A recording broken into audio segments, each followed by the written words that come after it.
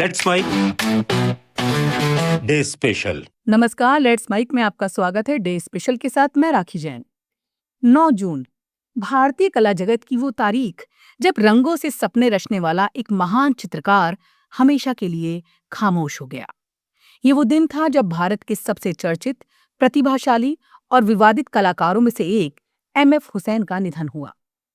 9 जून 2011 को लंदन में उन्होंने अंतिम सांस ली, लेकिन भारतीय आधुनिक कला पर उनकी छाप आज भी गहराई से महसूस की जाती है। एमएफ हुसैन को अक्सर भारत का पिकासो कहा जाता था।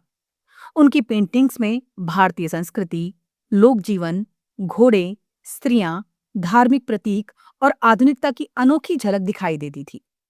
वो केवल चित्रकार नहीं थे, बल्कि एक ऐसी शख्सियत थे जिन्होंने भारतीय आधुनिक कला को अंतर्राष्ट्रीय पहचान दिलाने में महत्वपूर्ण भूमिका निभाई। उनका जन्म 17 सितंबर 1915 को महाराष्ट्र के पंढरपुर में हुआ था। बचपन में ही उनकी मां का निधन हो गया था। बाद में उनका परिवार इंदौर आ गया, जहां उन्होंने शुरुआती शिक्षा प्राप्त की। कला के प्रति उनका झुकाव बचपन से ही साफ दिखाई देने लगा था। आगे की पढ़ाई के लिए वो मुंबई पहुंचे और 1935 में sir J school of art में दाखिला लिया। लेकिन संघर्ष उनका पीछा नहीं छोड़ रहा था। शुरुआती दिनों में जीवन यापन के लिए वो मुंबई की सड़कों पर फिल्मों के पोस्टर और होर्डिंग पेंट किया करते थे। उस दौर में सिनेमा के बड़े बड़े पोस्टर हाथों से बनाए जाते थे। घंटों सीढ़ियों पर चढ़कर विशाल होर्डिंग्स रंगने वाले इस युवा कलाकार को शायद तब भी खुद अंदाजा नहीं था कि एक दिन उसकी पेंटिंग्स दुनिया की सबसे प्रतिष्ठित आर्ट गैलरियों तक पहुंचेगी। धीरे धीरे एमएफ हुसैन की कला लोगों का ध्यान खींचने लगी। 1947 में बॉम्बे आर्ट सोसाइटी की प्रदर्शनी में उनकी पेंटिंग सुनहरा संसार प्रदर्शित हुई। इसके बाद उनकी कला को नई पहचान मिलने लगी। 1952 में स्विट्जरलैंड के ज्यूरिख में उनकी पहली अंतर्राष्ट्रीय प्रदर्शनी आयोजित हुई। ये विदेश में उनकी कला की पहली बड़ी प्रस्तुति थी। इसके बाद वो भारत ही नहीं, दुनिया भर में प्रसिद्ध होने लगे।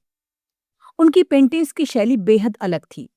तेज रेखाएं, जीवंत रंग और भारतीय जीवन की गहरी झलक। घोड़े उनकी कला का सबसे चर्चित प्रतीक बन गए। उनकी बनाई घोड़ों की पेंटिंग्स इतनी प्रसिद्ध हुईं कि वो उनकी पहचान बन गई। भारतीय मिथकों, महाभारत, रामायण और ग्रामीण जीवन को उन्होंने आधुनिक शैली में चित्रित किया। भारतीय कला में योगदान के लिए उन्हें कई बड़े सम्मान मिले। भारत सरकार ने उन्हें पद्मश्री, पद्म भूषण और बाद में पद्म विभूषण से भी सम्मानित किया। उन्हें राज्यसभा का सदस्य भी मनोनीत किया गया। 1990 के दशक तक आते आते एमएफ हुसैन भारतीय कला जगत के सबसे बड़े नामों में शामिल हो चुके थे। उनकी एक एक पेंटिंग लाखों और करोड़ों में बिकने लगी थी। लेकिन इसी समय उनके जीवन में विवादों का दौर भी शुरू हुआ। 1996 में एक पत्रिका में उनकी कुछ पुरानी पेंटिंग्स प्रकाशित हुई, जिनमें हिंदू देवी देवताओं को नग्न रूप में दर्शाया गया था। इन चित्रों को लेकर देश भर में भारी विरोध हुआ। कई संगठनों ने इसे धार्मिक भावनाओं को अपमान बताया। उनके खिलाफ प्रदर्शन हुए, एफआईआर दर्ज हुई और उनके घर तथा प्रदर्शनियों पर हमले हुए। इसके बाद विवाद लगातार बढ़ते गए।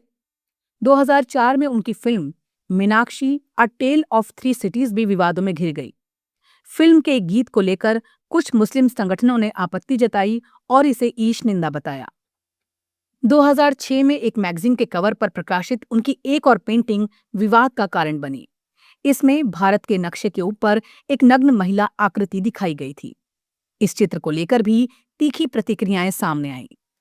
लगातार बढ़ते विवादों और कानूनी मामलों के बीच एमएफ हुसैन ने भारत छोड़ दिया। वो लंबे समय तक लंदन और दोहा में रहे। 2010 में उन्होंने कतर की नागरिकता स्वीकार कर ली। लेकिन विदेश में रहने के बावजूद उनका दिल भारत और भारतीय संस्कृति से जुड़ा रहा। उनकी कला में भारतीयता हमेशा दिखाई देती रही।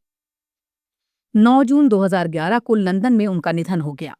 उनके जाने के साथ भारतीय आधुनिक कला का एक बड़ा अध्याय समाप्त हो गया। आज भी एमएफ हुसैन को लेकर राय बटी हुई है। कुछ लोग उन्हें महान कलाकार मानते हैं जिन्होंने भारतीय कला को वैश्विक पहचान दी। वहीं कुछ लोग उनकी कुछ कृतियों को लेकर आज भी आलोचना करते हैं। लेकिन इसमें कोई संदेह नहीं कि उन्होंने भारतीय कला जगत को नई दिशा दी। उन्होंने ये साबित किया कि कला केवल सुंदरता नहीं, बल्कि विचार, बहस और अभिव्यक्ति का माध्यम भी है। नमस्कार। आप सुन रहे थे let's mind more than radio. Follow कीजिए हमें हमारे सोशल मीडिया प्लेटफॉर्म्स पर।